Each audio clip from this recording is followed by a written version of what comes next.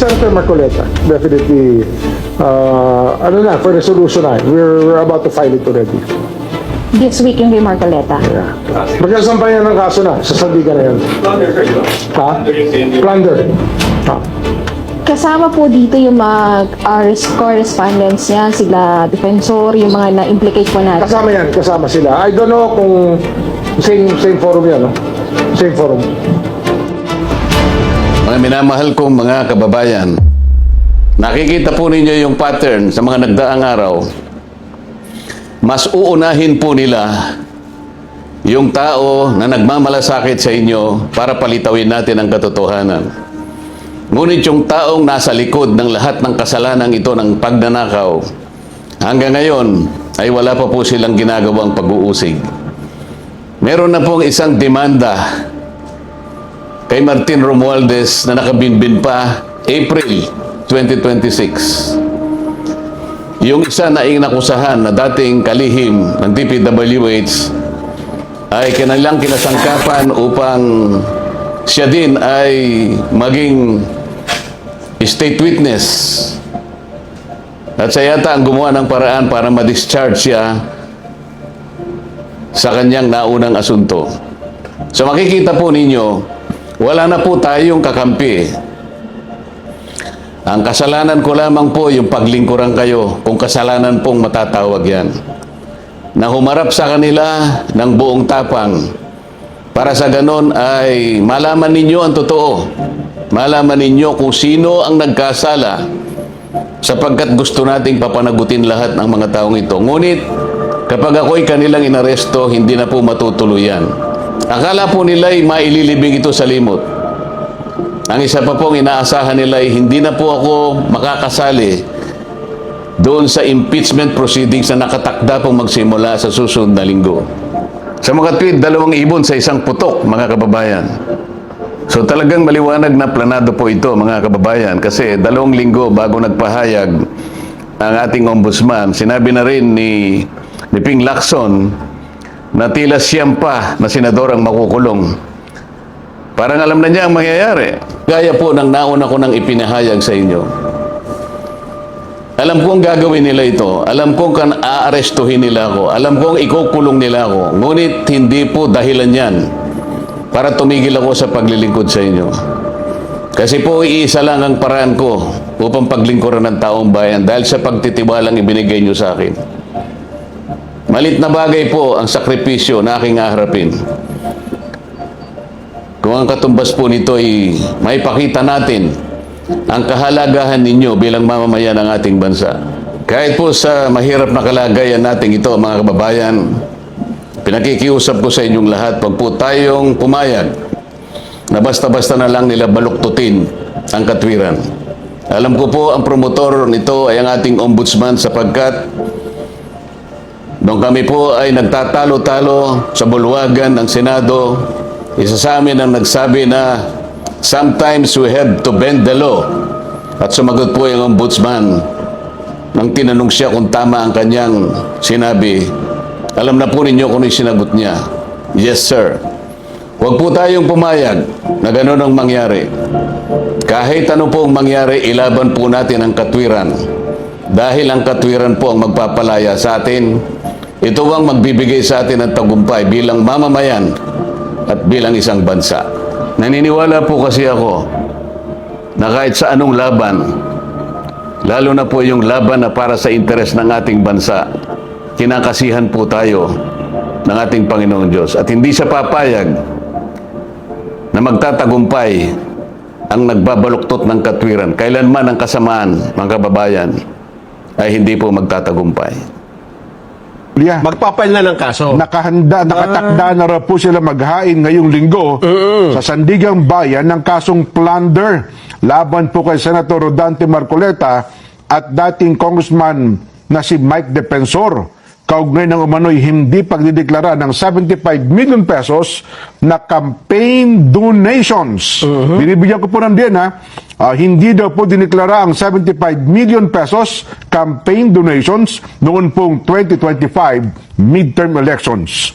Ayon po kay Ombudsman Boying Rimulya, Nakahanda na po yung kanilang resolusyon sa naturang kaso at isasampa na po nila ito sa lalong madaling panahon.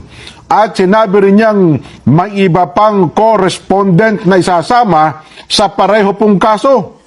Ayun, nauna na pong inamin mismo. Ito po ay naging transparent dito, Nelson, no? Si Senador Rodante Marcoleta, at wala siyang pangamba, no? Ito ipinahayag niya, maakto to sa palatuntunan ito, na ang kanyang campaign contributions mula po kay Defensor at sa mga negosyanteng kaibigan niya, Joseph Espiritu at Aristotel Biray, dahil mano sa nais ng mga ito na manatili pong anonymous. Nauna rito, ito pong usaping ito ay ibinasura na ito, Nelson, ng COMELEC. Oo nga. Oo, At ang kanila pong desisyon doon, hindi po walang walang tumutol. 6-0. Oo. 6-0 po ito. Anbang po ang nagpasya. Ibig sabihin, lahat ng commissioners ng COMELEC ang nagpasya na walang nalabag sa COMELEC rules si Senador Rodante Marcoleta. Election, Kung pag-uusapan natin yung mga batas may kinalaman sa eleksyon at ang pagdodonate, wala po. Pero, sabi pilit nga, na binubuhay. pilit pong binubuhay. Ang punto naman daw ng ombudsman, kasi daw, kung nagbigay ng kontribusyon kay Senador Marcoleta, baka ang kapalit, meron naman daw impluensya. Si Senador Marcoleta na pwedeng kapalit nung perang ibinigay sa kanya. So, yung palang iniisip mo palang ay pwede nang basihan para sa mag-file na ka ng kaso. Parang di ba? ganun daw ang batayan nila. Kasi kung siya ay senador, kasi incumbent congressman siya noon eh. Di ba? Kaya lang, patapos na yung termino. Patapos na po yung Papasok termino. pa ng senador eh. Oho, at saka hindi rin siya pwedeng mangako na, hindi, ako mananalo kasi pag nanalo ako, ganito, ganyan. 32 sa Ayan nga. sa survey. Ibig sabihin, ang ginawang batayan ng ombudsman dyan ay hindi talagang ebidensya, kundi batay lang sa kanilang, anong tawag doon? Hula. Hinuha. Hinuha. Kasi ang hinuha nila, nakaka-influensya sa Senador Gagamitin pala Ayun, sa kalokohan. Ang hinuha nila Dahil ito ay ma-influensyahan. Maaari ito ay suhol. Kasi hindi ka naman pwedeng manuhol. Wala naman ang kapalit di ba? Wala kang wala kang pangyarihan, Sabi nga ng mga matatanda, wala kang probetso dito. Wala kang mapoprobetso. At saka bukod dyan, ang punto natin, kung ang campaign donation ay bibigyan mo na ng kulay kahit na wala ka pa namang ebidensyang ito ay may kapalit, therefore, lahat ng campaign donation, pwede mong maging basihan para kasuhan yung mga tumanggap nito. Alam mo, mapanganib itong bagay na ito, ha? Pagka pumayag ang Sandigan Bayan na may probable cause yan, pag kakasuhan ko lahat ng mga kakasuhan ko lahat ng may Lahat ng campaign tumanggap donation. ng ng campaign donations. Ikaw At saka yung iba pa, hindi na nga nang-declare eh. Ayun nga. Kaya nga ang punto dito ni Senador Marcoleta, bawal na pala maging transparent ngayon. Ayun nga. Lahat ng mga tumanggap ng campaign donation na hindi nagdeklara ng kanilang donasyon, na kanilang tinanggap, yun pa ang absuelto. Ang problema sa ombudsman Jen, mas inuuna pa niya yung kaso na base lang sa hinuha niya eh. Kumpara doon sa kaso na mayroong hard evidence, may witness, may mga picture, may video, mayroong sinumpang salaysay. Ang sabi kasi ng ombudsman, Nelson, kami ho, may karapatan kami kahit na napanaginipan lang namin, pwede kami mag-imbestigate. Pwede naman. Kasi motu proprio power ng ombudsman, ganun, kahit na sinulat mo lang sa ticket ng bus, diba, tapos na itapon mo yung ticket ng bus, nakuha ng taga-ombudsman, gagawin yung meron ebidensya. daw ganitong nakawan sa ganito. Ang imbestigahan to. Ano ang batayan mo? Nakasulat sa ticket ng bus eh. May ganun. Kaya lang, Jen, sa isang tao kasi, ang priority ng isang tao, doon mo siya makikilala di ba? Doon ka ma-identify. Halimbawa, ang priority mo ay paggawa ng mabuti, mabuting tao ka. Siyempre. Pero kapag ang priority mo ay pagkakasuhan, ang nagsasabi na at nagtuturo kung sino ang sangkot sa flood control, protector ka ng flood control mastermind. Yun ang, hindi mo rin maalis sa isipan ng tao yun, ha? Yun ang hinuha natin. Yun ang hinuha ng iba, ng ating mga kababayan. Ang problema ko ngayon dyan, saan ko kakasuhan ang ombudsman? doon sa hinuha ko na siya ay nagpoprotekta doon sa...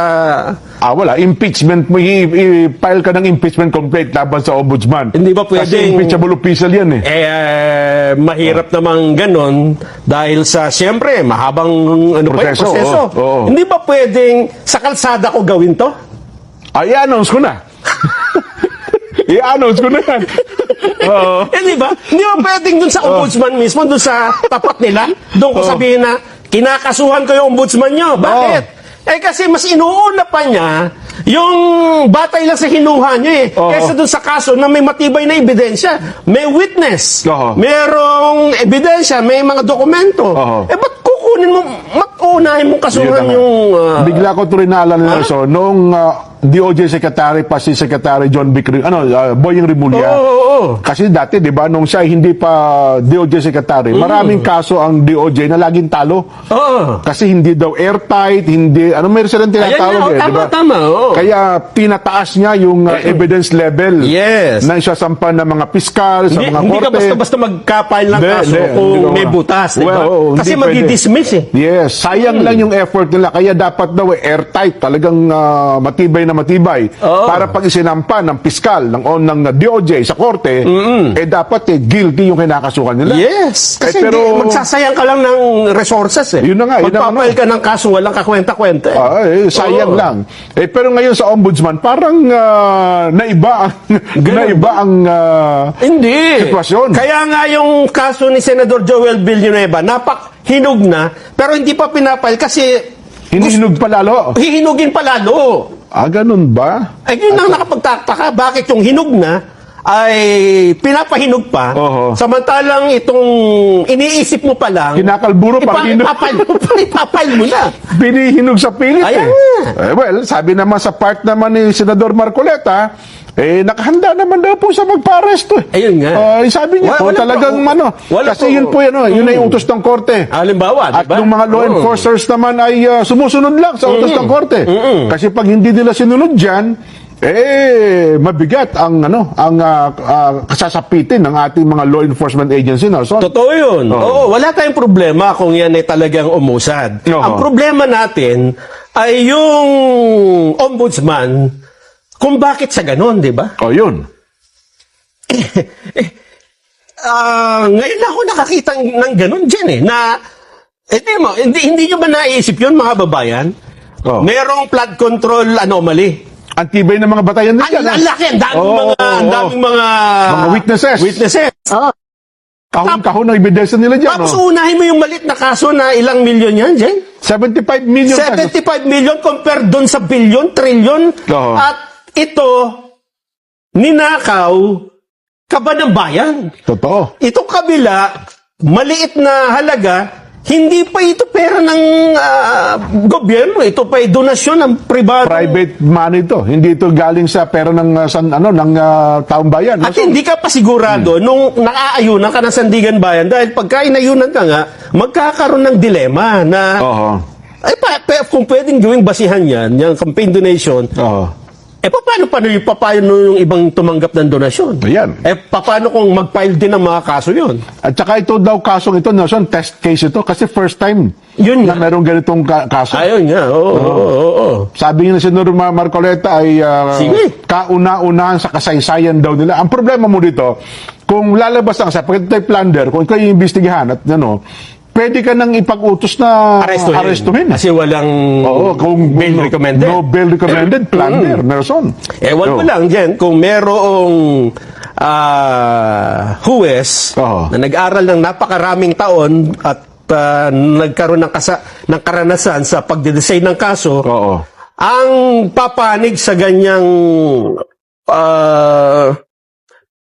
paghahatol na yan ay may basihang kaso. Bagay, no? Kasi sa mga korte, kapag humingi ka ng, di ba, sa ngayon ba, kumbaga yung pagkaraniwang korte, i-assess ng hukom eh. Di ba?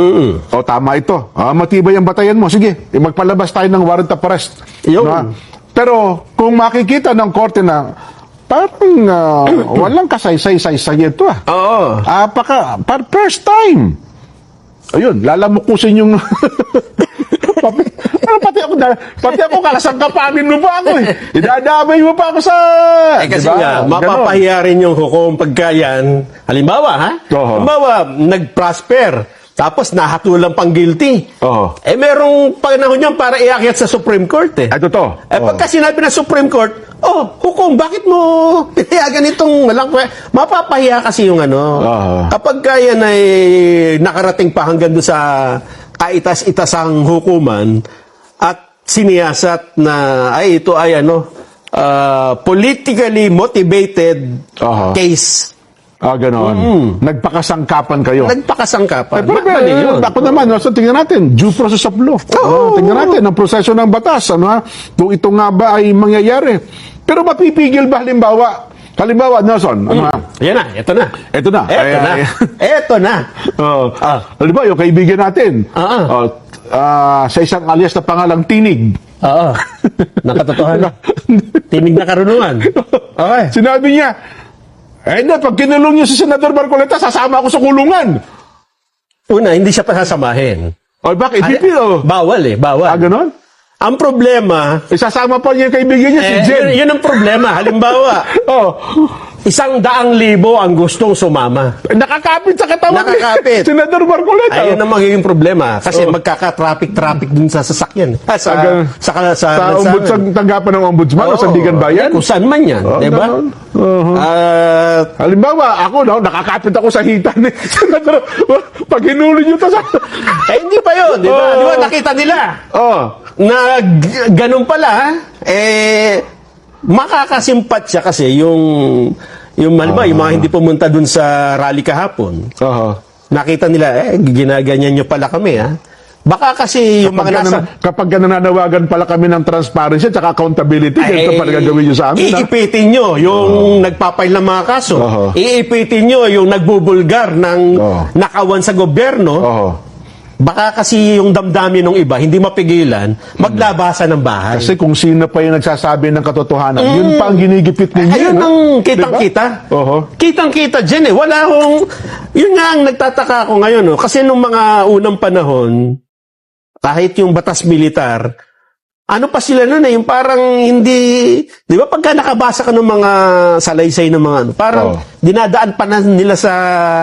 Kunyari, totoong regulasyon, di ba? Nagpapatupad lang kami ng batas.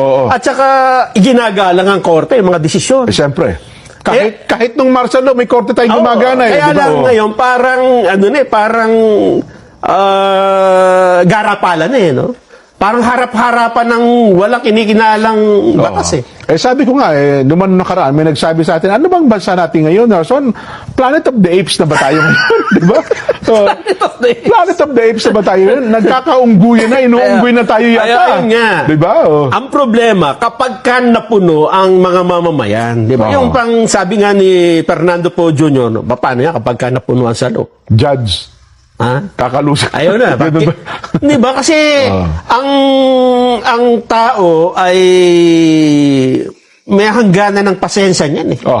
Pagka napuno ang mga tao, halimbawa, yung isang nagpapakulo ka ng tubig, di ba? Tinakpan mo. Pinipigil mo yung kulo eh. May tipping point yan eh. Yung point na yun, kahit anong takip mo doon, lulugwak yung tubig dyan. Totoo. Sasabog yan. Mabigat, ano? Ngayon, hindi mo pinasama sa rally kahapon. Nandiyan pa yan. Yung ngit-ngit niya, nandiyan pa. Hindi pa naibubulalas Hindi pa nabubulalas. Hihintay mo pa ba yun? Di ba? Mukhang yun ata gusto nila mangyari. Ganun ba? Ewan ko lang, ha? Announce mo na. Parang gusto na lang ganun ang mangyari. Ganun ba? Tignan natin, ano ha? Tignan din po natin, abangan din natin kung talagang tototohanin. Ako naman, sa part ni Ombudsman John Vic Remulla, andyan na, Ombudsman Boying Remulla, yes. Mapag-aaralan din naman ng ano yan. Matalino naman tao yan. Ano ha? At kilala natin personal yan. Siguro, kapag ka napagmuni-muni niya, dapat ka ba talagang kasuhan ito? Dapat ka ba talaga ituloy ito? So, yun po, no? Kasi, Jen, sa ganyan namang mga kaso, halimbawa lang, ha? Na alam mo talaga may kasalanan yung kakasuhan mo. Pwede mo namang ipagpaliban eh. Kung meron kang mas malaking kasong hinaharap na ibig sabihin ito muna, parang kang naghahabol ng magnanakaw dyan. Oo. Yung isa ng snatch ng Quintas. kwintas Oo. na peke. Oo. O kaya ay sabihin na nating mura lang. Oo. Yung isa naman, may daladalang mga maleta dyan tumatakbo eh. Alin ang uunahin mo, di ba? Tapos yung maleta, punong-puno. Puno-puno ng pera. Diba? At yun, galing pa sa kaban mo. Oo. Eh ito, inisnuts lang yung, halimbawa, ay yung kapitbahay niya. Hindi ba? Ang problema, inuna nila yung snatcher eh. Bakit? Eh baka kasabot sila nung kumuha ng pera. Baka sabi, Eh, bata, yun- alam mo, yun ano ang- ha? Sasabihin niya rin sa tumakbo ng maleta, bata, alam mo sa tatakbo yan ha. Dali mo dun sa pahay ko. Di ba? Maiaalis ba ng isang karaniwang Pilipino na gano'n ang isipin? Aha. Kasi kung ikaw yun dyan, ay hindi ko gagawin muna ito. Uunahin ko muna ito kasi baka maisip ng mga kababayan natin, pinoproteksyonan ko tong mga may maleta na ito. Nako. Di ba? Kaya lang, kung taliwas ang ginagawa mo, pinagtitibay mo lang yung hinala sa'yo.